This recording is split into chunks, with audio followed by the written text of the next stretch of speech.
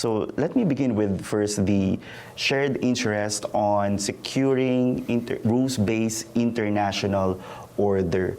Where do you think the Philippines and Germany are at the moment when it comes to this part of cooperation?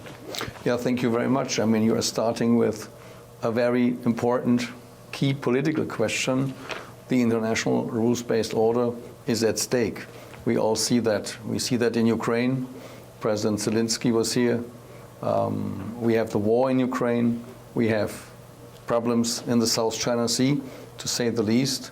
All that is related to the rules-based international order and to players who put the international rules-based order into question.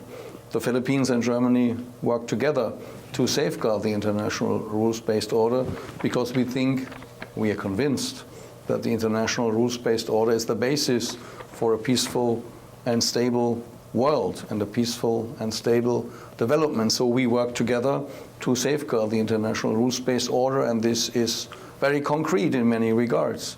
We work together in the United Nations when it comes to defending the international rules-based order. We work together in the South China Sea. We might talk about that a little bit later in detail. And the rules-based international order, we are convinced, is what after World War II has brought us a long period of peace, security, and stability. So we join forces to keep and to safeguard this order. How do you plan to, or how does Germany plan to upgrade the partnership that we have? Let's say, for example, when it comes to maritime security cooperation, are there any moves, talks in upgrading that kind of partnership? Yes, there are definitely a lot of moves because I think our relations over the last 2 years have developed with a lot of dynamic. Mm-hmm. We have to say that during the administration of President Duterte, there was a certain stop, a freezing period, I might say. But since the administration of President Marcos has taken over, there's really a lot of dynamic in the relations. And that manifested itself with the visit of President Marcos himself to Germany in March this year. That was prepared by the visit of our Foreign Minister Annalena Baerbock in January here to the Philippines, the first visit since more than 10 years of a German foreign minister. And a lot of MOUs, a lot of agreements have been signed. When it comes to maritime security, we are also very much upgrading our security relations. We had the first staff talks of representatives from the Ministry of Defense of Germany and the Philippines also in January this year. There's going to be more to come in the month to come. We will resume the program which consists in training for Philippine soldiers, for members of the Philippine Army in Germany. All these are concrete signs to work more together, and the two ministries of defense have also agreed upon concrete areas of cooperation like cybersecurity, for example, which is very important to both of our countries. Mm-hmm. But is Germany also looking at a VFA-like agreement with the Philippines? I think we are not yet at that stage of cooperation. What we had just done is sending an observer to the Balikatan exercise for the first time ever. The Philippine government invited our military to send an observer, and of course we accepted this invitation with pleasure. So we had for the first time an observer here, and I'm pretty sure that this is going to continue in the years to come. When it comes to a visiting forces agreement, we have not proposed this step to our Filipino friends. We would definitely be willing to look into that once the Philippines comes with that proposal to us. But as that is not yet the case, it is an issue that is not really on the table, but it might come to the table in the future. We would say Germany is open to discuss this kind of agreement. Definitely.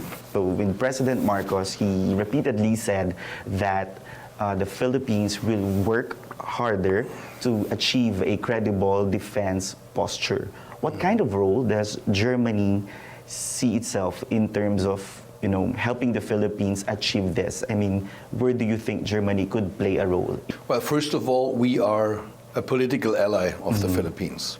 So we very much support the Philippine standpoint on the West Philippine Sea, on the South China Sea. You know, every time it comes to an incident, Germany is vocal in defending, as we already discussed, the international rules-based order, and that is definitely part of our support for the Philippines.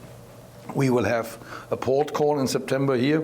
2 German ships will come to the Philippines in the framework of the so-called Indo-Pacific Deployment 2024. So there are 2 German ships cruising through, amongst others, the Indo-Pacific, a frigate and a supply ship that will come to Manila for 3 days to show our solidarity, to show our support for the Philippines. When it comes to military posture or defense posture, meaning defense equipment, military equipment, you know, Germany is not a country that is going around the world to sell their military equipment. But of course, if the Philippines would approach us looking for equipment, I think our defense industry would definitely be willing to cooperate and to work together with the Philippines. But me as a German ambassador, I'm not here going to the defense secretary and saying, look, we have this and this and this and this. Would you like to buy that? So we leave that to our Filipino friends and partners to approach us in case they think German defense capabilities and capacities could be useful for the Philippines. Okay, and you have an active cooperation, not with the military, I mean with the Philippine Coast Guard, yes. right? So could you tell us more about this kind of cooperation that you Yes, have? with pleasure. I mean, you might remember the nice pictures that were taken when my foreign minister was here in January, when she visited one of the bigger Coast Guard ships, the Gabriela Silang, and we had the 2 drones on board, which were financed by the German corporation, GIZ, and of course the German Federal Foreign Office. And she saw the drones and she wanted to fly them, and she flew them. That were very nice pictures for the press. Yes, indeed, we support the Coast Guard with these drones, and there are more to come. So the project is more comprehensive than just the delivery of 2 drones.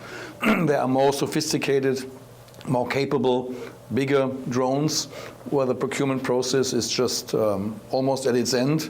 They will be delivered to the Philippines, I hope, within the course of this year. And it's not just about drones, which definitely will increase and improve the surveillance capacity of the Philippine Coast Guard, but it's also about capacity building, it's about training, how to use them, it's about the setting up of a control room where you can immediately react to what the drones will deliver as pictures in the Coast Guard Center headquarters here in Manila. So this is about our cooperation with the Coast Guard, because we think strengthening the capacities of the Coast Guard in terms of surveillance of your own exclusive economic zone is really key when it comes to securing your interests in the West Philippine Sea. How many drone units, Ambassador, are we talking about that you expect to arrive in the Philippines? Well, 2 are already here, and we expect 2, 3, 4 more to come. German Ambassador Pfaffernoschcke, thank you for granting this interview. Thank you for this conversation. A pleasure. Thank you so much for giving me the opportunity to talk to you.